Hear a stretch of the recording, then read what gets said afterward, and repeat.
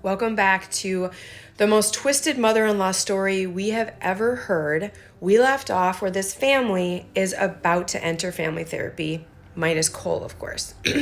Now, if you remember, this is all happening because Kira is pitching a fit. She's getting eaten alive with guilt because everyone in this family is pretending like, this is fine. We're just going to keep going like everything's normal, even though we just found out that Stephanie has a secret adult life. We're not going to tell Cole. We're just going to keep going on. Mother-in-law is going to keep caring for the kids. Dad's going to keep protecting Stephanie. And shh.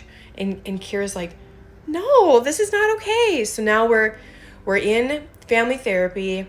But before we join them in that, I have two updates. Now, Kira is watching this series along with us, and she reached out last night. So the first email was gratitude, and I could really sense just relief in her words. And if you imagine going through this, everything we've heard so far, I mean, this just happens in a bubble in your own family. No one knows your experience, and then all of a sudden you just feel seen and validated, like your experience is validated. And that's what I felt in her first email. And then I think what happened, because we got a second email, and it was different. I think what happened was she felt so good that she wanted to share that feeling with her husband, Sam. And so she showed Sam part one. And then Sam was like, oh my gosh. He got a little nervous. And he got a little nervous that someone in their small town would find our small channel and piece it together. So they just had one request. Going forward, we can still share all the details because there's still more to come. We can still share it, but rather than reading Kira's words directly from her email, just kind of summarize it. And of course, even though we had full permission, the series was already created, we want everyone to feel comfortable and respected. We're here to do good, not harm. So we're going to definitely honor that. The second update that Kira wanted to share is she's seen in the comments that you're just like, there's no way this is real. There's no way. And she wants to say, I know it seems unbelievable, but this is our lived experience. This is very real. This happened, but she can't comment because she wants to stay anonymous. So she wanted me to add that. Okay, so let's get started. Now, I'm going to focus on Kira's experience from here on out, because at this point, because if you remember, her question is, how can I communicate very clearly to my mother-in-law? I don't want to reconcile after this. But at this point, you might be like me thinking, my gosh, it's kind of like Stephanie's the problem here. And yeah, Beverly's enabling it, but wow, there's a lot going on with Stephanie. But I really want you to know, leading up to her final question and our final part, so you can give, your best advice to Kira and really empathize with her. I want you to know what Kira's experience has been with her mother-in-law. So let's join them in family therapy. I want you to hear specifically the heartless thing that Beverly did to Kira in therapy to deflect from Stephanie. And then I'm just going to give you the highlighted versions of everything that they have gone through. Kira specifically. So they're in family therapy. Cole's excluded. Kira can't get a word in.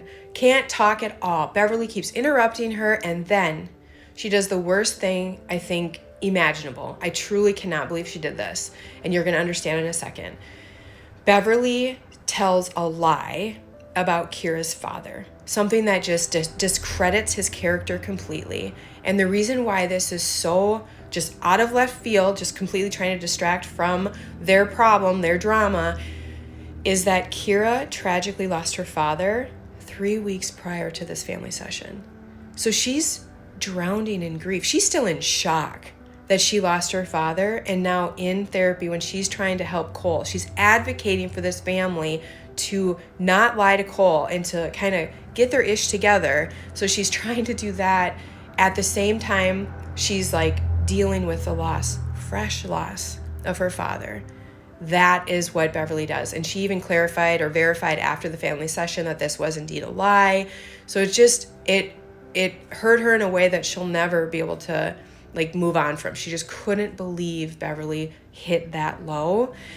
So the family session, needless to say, didn't go good. Kira's still drowning in guilt because Cole doesn't know. She doesn't feel like she's the person that should be telling Cole. So she goes back to this family therapist on her own so she can talk uninterrupted. And the family therapist said something that allowed Kira to let it go. She said, Kira, the baby, Adeline, born out of the affair, is obviously mixed. If Cole wanted to know more, he would ask questions. He obviously wants to ignore it. You can let this go. This isn't your mission. And with that, Kira was like, you're right. And so she was able to let it go. So fast forward several years, now Adeline is in grade school and the biological father reaches out. And he's now wanting visitation rights. The entire family just flips upside down, and Beverly feels like she's just losing everything. And if you can just pause for a second and try to empathize with the mother-in-law, she's raising these babies, Bennett and Adeline, like her own. So she's feeling like, I don't have any right here, but at the same time, this literally feels like my baby is getting taken away. So I have huge empathy for the fact of why Beverly really lost it here.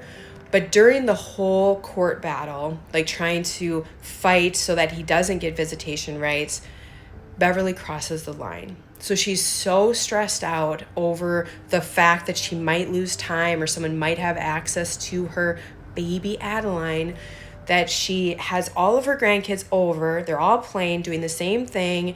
They get into trouble, but she only reprimands and swats one of Kira's kids.